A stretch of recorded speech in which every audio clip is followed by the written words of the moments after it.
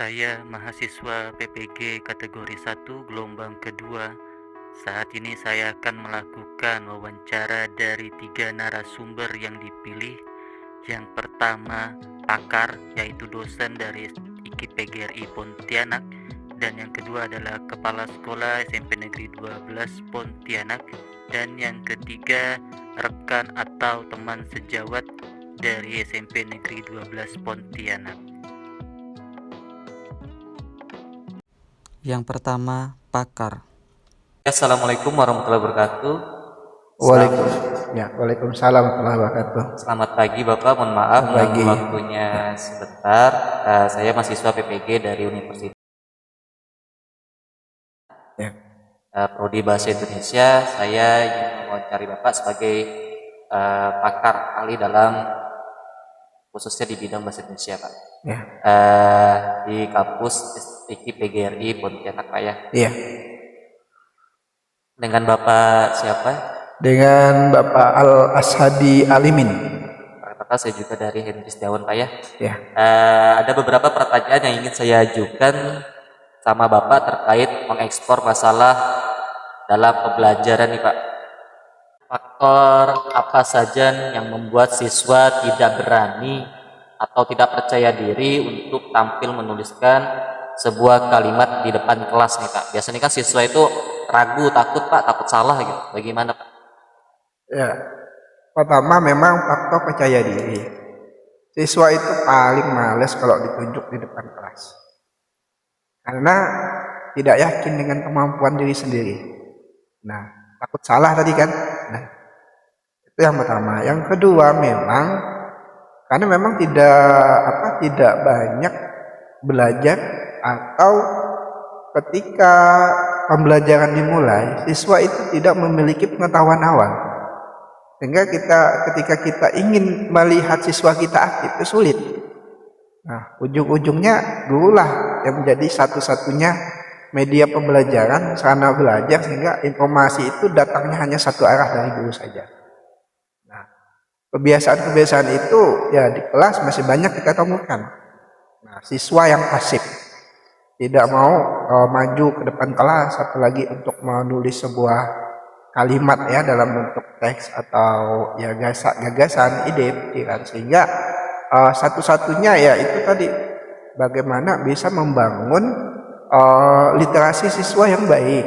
Nah, karena memang literasi ini kan bagaimana siswa itu diupayakan untuk bisa membaca informasi setiap hari, entah itu dari buku, cerita, atau tulisan, artikel, surat kabar, dan lain sebagainya. Silakan dibaca informasi itu, sehingga itu akan menambahkan wawasan. Nah, dengan banyaknya membaca tentu akan menambah penguasaan kosakata. Dengan banyaknya penguasaan kosakata tentu keterampilan menulis akan semakin meningkat. Sehingga ketika siswa kita tunjuk untuk maju ke depan papan tulis dan menulis sebuah ide atau gagasan menurut mereka itu sulit. Nah, akan berbeda kasus misalnya siswa yang tadi punya kemampuan seperti yang sudah disampaikan tadi dengan yang tidak sama sekali. Nah, untuk membangun literasi siswa tentu tidak butuh tidak dengan waktu yang singkat, tentu dalam waktu yang sangat panjang, bahkan bertahun-tahun, agar siswa itu punya kemandirian dalam belajar.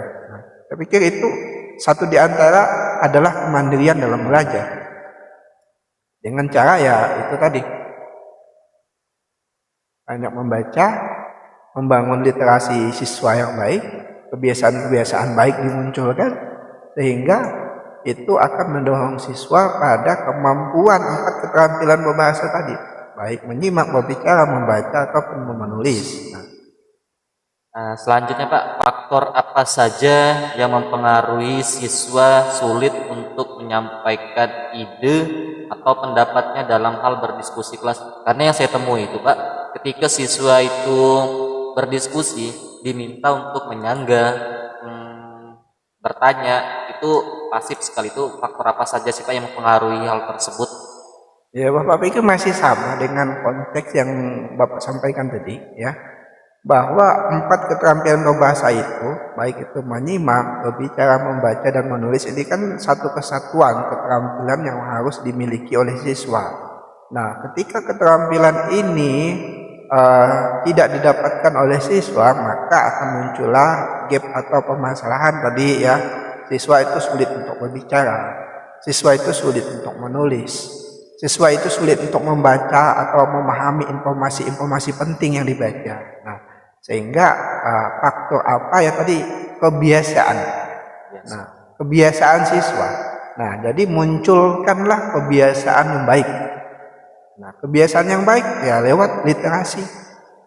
Nah, kita memberikan tugas kepada siswa untuk membaca dalam seminggu misalnya harus membaca 1-2 buku, atau misalnya buku apa saja yang sudah dibaca oleh siswa. Nah, mereka catat dalam catatan hariannya. Nah, informasi-informasi penting mereka catat. Nah, sehingga itu kan sudah memunculkan keterampilan membaca, kemudian kemampuannya menulis. Nah, bila perlu dalam 1 minggu misalnya ada kita munculkan hari di mana ketika siswa itu harus menyampaikan informasi-informasi penting dari buku yang sudah mereka baca, sehingga kemampuan mereka untuk berbicara di depan kelas, menyampaikan kembali ide, pikiran, pendapat, atau gagasan yang sudah dibaca dalam bentuk dalam bentuk lisan, itu akan muncul. Nah, jadi sehingga ketika kita mengajarkan 4 keterampilan berbahasa ini akan lebih mudah kalau siswanya itu sudah siap, sudah mandiri. Sehingga apa yang menjadi kesulitan dalam menyampaikan ide, ya saya pikir itu tadi. Nah, karena tidak terbiasa. Nah, kebiasaan-kebiasaan yang baik itu harus dibangun. Karena tidak bisa kalau hanya mengharapkan guru bahasa Indonesia saja. Saya pikir semua guru bidang studi itu punya kewajiban yang sama untuk membangun budaya literasi pada siswa. Ya, Pak. Mungkin itu ya. Terima kasih Pak atas jawabannya. Sangat bermanfaat untuk saya sebagai pendidik juga di sekolah, yang bisa saya terapkan nanti untuk pembelajaran saya khususnya di bahasa Indonesia Pak. Dapat saya simpulkan berarti kita itu harus menggunakan metode yang menarik supaya siswa itu lebih berkonsentrasi, bisa menggunakan PBL ataupun PJBL tadi Pak ya. Iya. Dan kita juga harus bisa membangun hubungan antara siswa dengan guru dengan orang tua, dengan tadi pertemuan awal semester, dan bisa membuat grup WhatsApp Pak ya. Iya. Dan ada beberapa yang saya simpulkan sumber belajar nih Pak, banyak sumber belajar yang bisa kita pelajari dari e-book, jurnal, maupun mengunjungi website-website yang ada modul pembelajarannya Pak ya. Iya.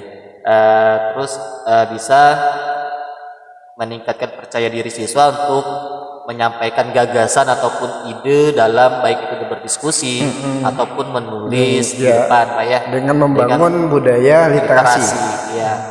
Terus pemanfaatan IT itu juga sangat diperlukan Pak ya, wajib Pak ya, wajib. Karena ada beberapa aplikasi yang bisa kita gunakan dalam pembelajaran seperti tadi yang Bapak sebutkan, ada Quizzes, Classroom, Lido.com untuk PPT Pak ya, tanpa ya, banyak sekali. itu yang dapat saya simpulkan dari jawaban Bapak. Saya ucapkan terima kasih atas jawabannya dan waktu Bapak untuk meluangkan sebentar dalam wawancara ini Pak. Terima kasih Pak. Assalamualaikum warahmatullahi wabarakatuh. Waalaikumsalam warahmatullahi wabarakatuh. Terima kasih Pak. Kedua, kepala sekolah. Assalamualaikum warahmatullahi wabarakatuh. Waalaikumsalam warahmatullahi wabarakatuh. Selamat malam Bu. Ya, selamat malam. Mohon maaf dan terima kasih sebelumnya untuk Ibu dan meluangkan waktu untuk saya melakukan wawancara dengan Ibu Haja Sri Azianti SPD MPD selaku Kepala Sekolah SMP Negeri 12 Pontianak. Saya Hendri Setiawan dari mahasiswa Universitas Prodi Bahasa Indonesia untuk melakukan kegiatan PPG di LK 1.2.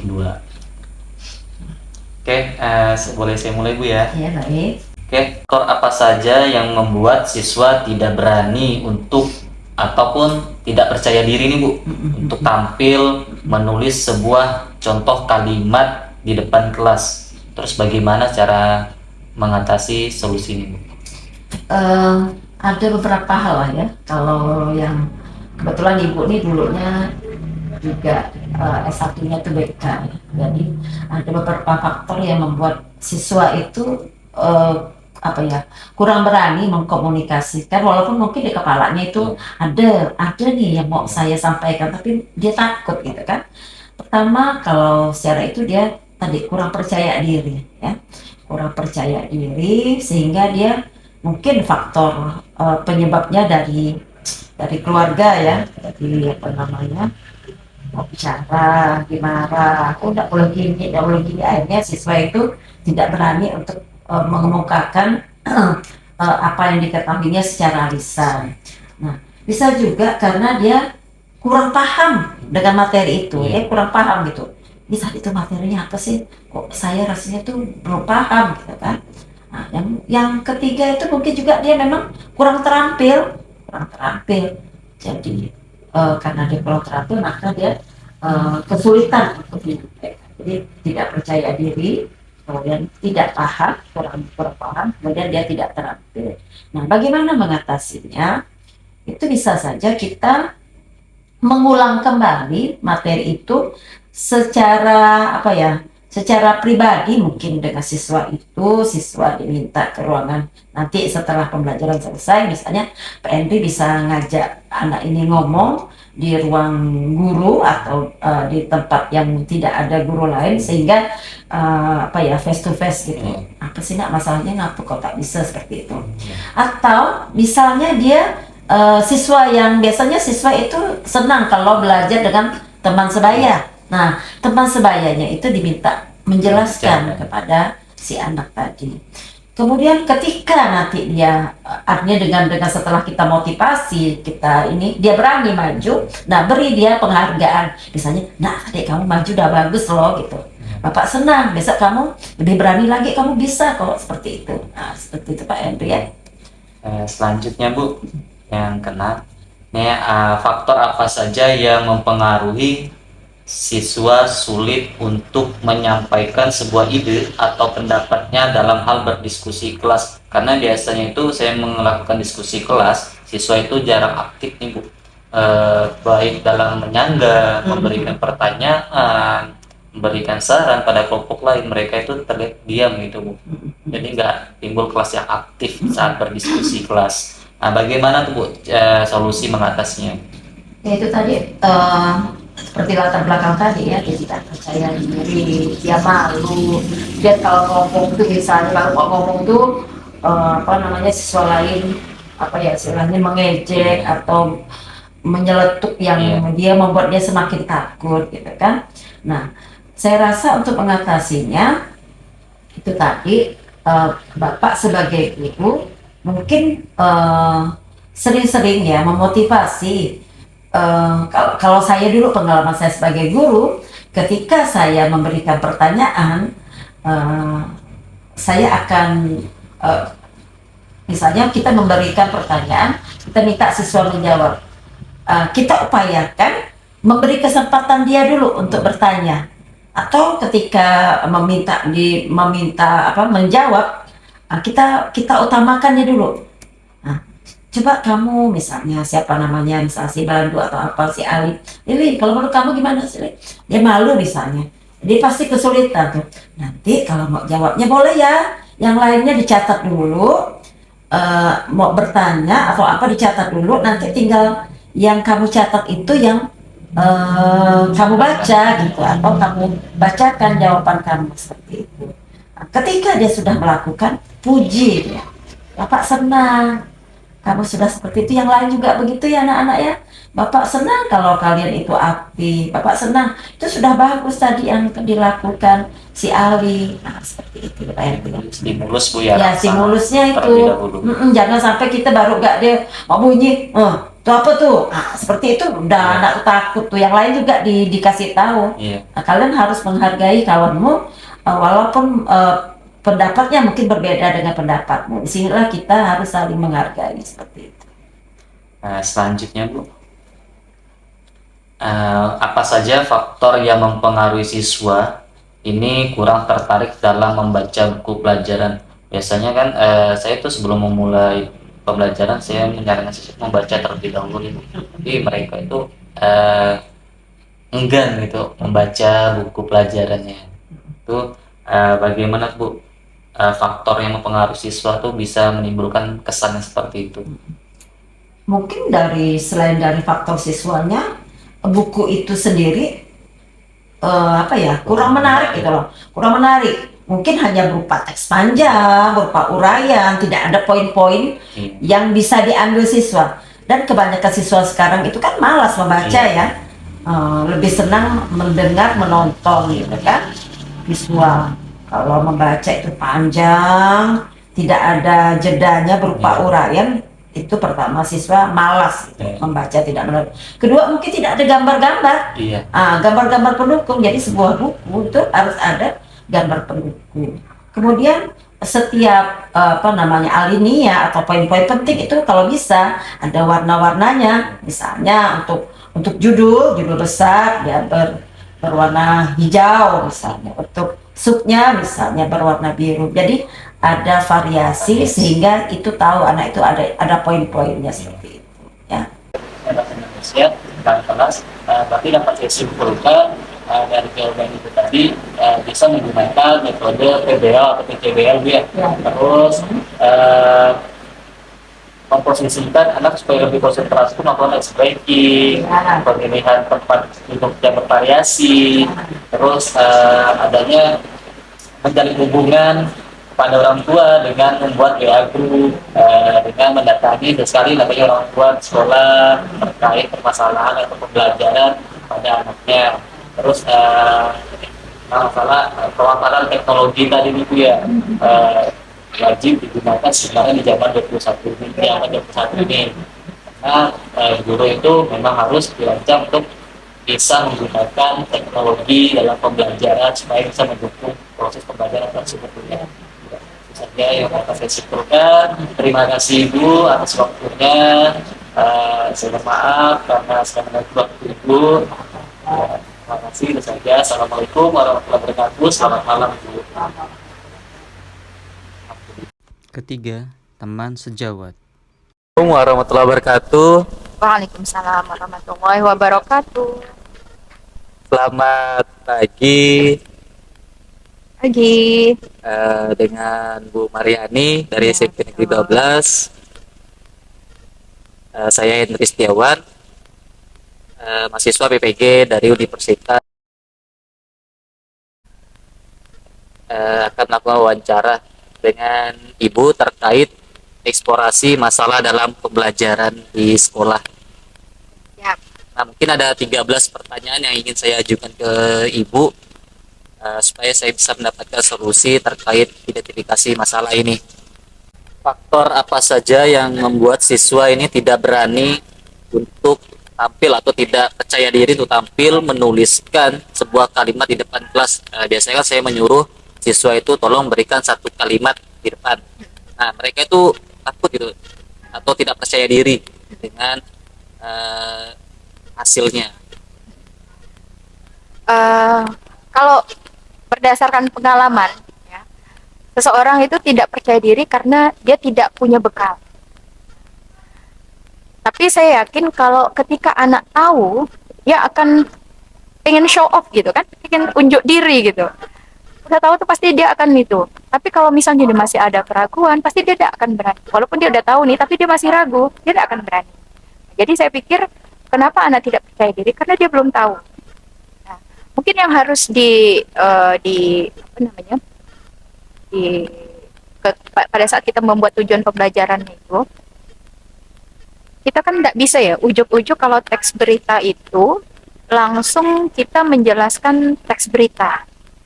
Tapi ada keterampilan prasyarat, ya kan? Keterampilan prasyarat supaya dia bisa menulis teks berita. Apa keterampilan prasyarat yang harus ketahui atau dipahami atau dikuasai oleh siswa. Sehingga itu dulu yang kita ajarkan.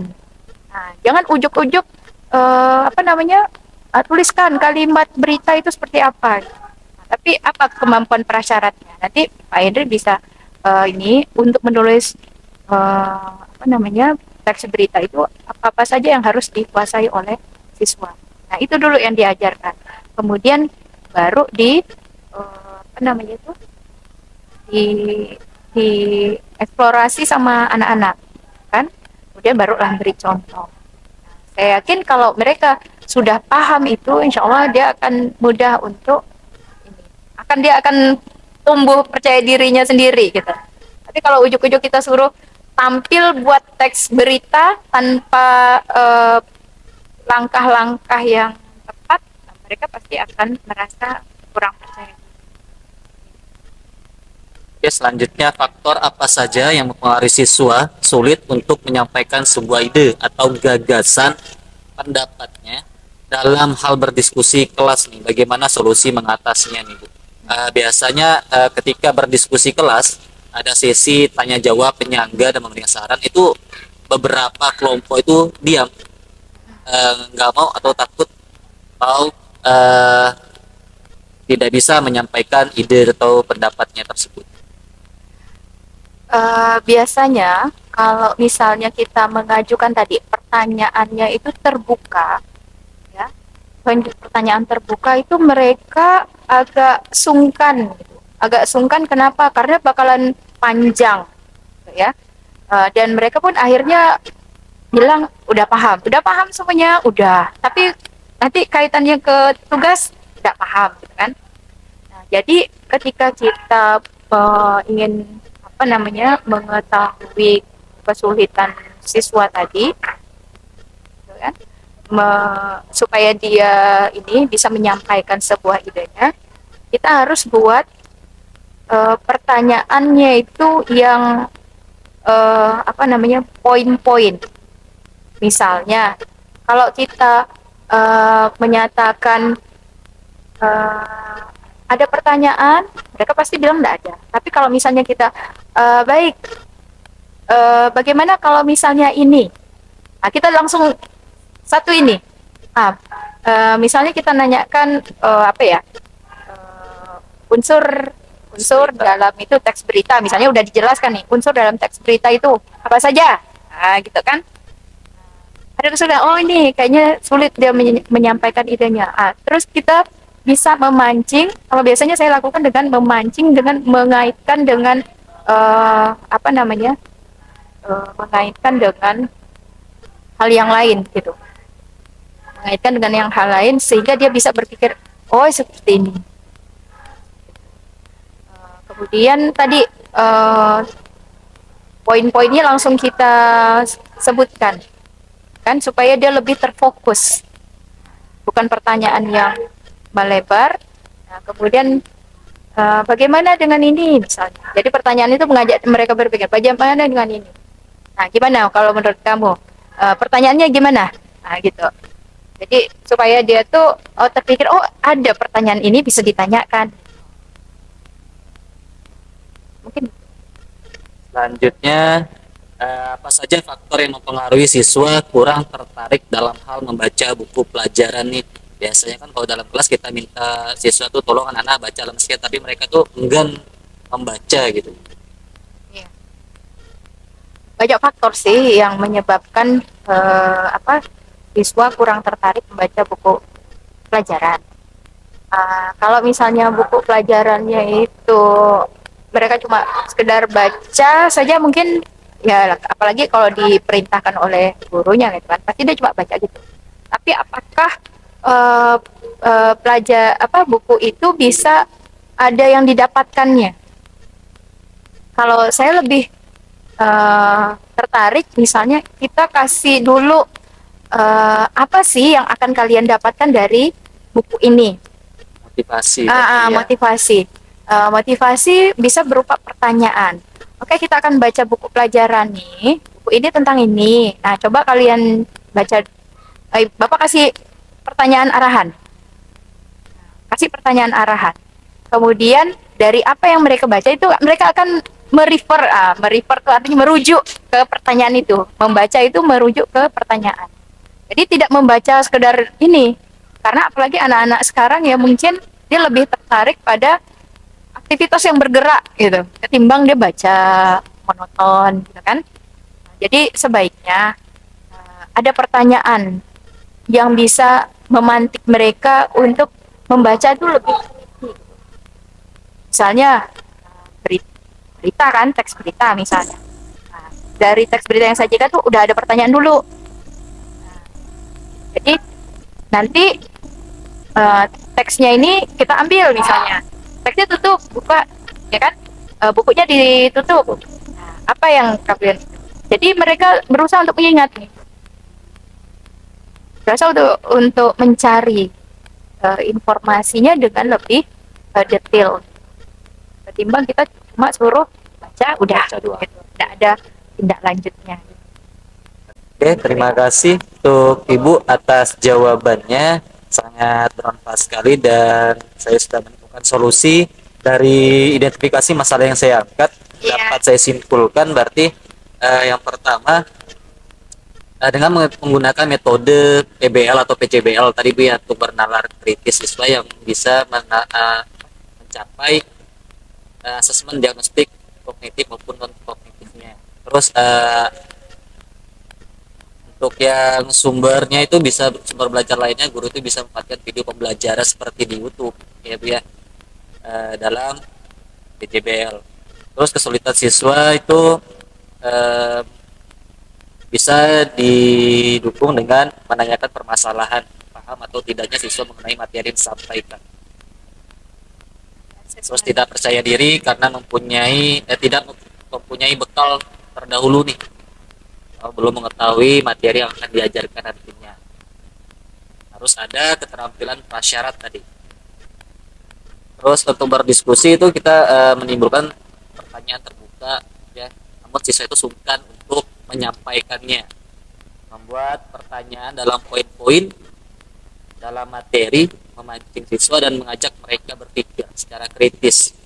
Faktor membaca itu tadi buku yang bisa didapatkan itu gunanya itu apa itu ya.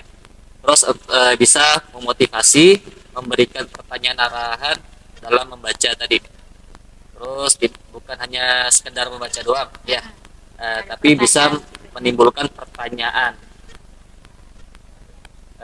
Konsentrasi itu kita bisa melihat dari faktor kedekatan emosional kita dengan siswa, memandang kondisi kelas, melihat kesiapan anak sebelum proses belajar mengajar berlangsung, dan lakukan ice breaking bila perlu Bu ya. Itu saja yang dapat saya simpulkan dari beberapa pertanyaan. Terima kasih waktunya telah meluangkan untuk melakukan wawancara ini, sehingga saya mendapatkan pencerahan dan solusi mengenai masalah atau identifikasi yang saya temui di kelas saya. Terima kasih. Assalamualaikum warahmatullahi wabarakatuh. Waalaikumsalam Selamat siang.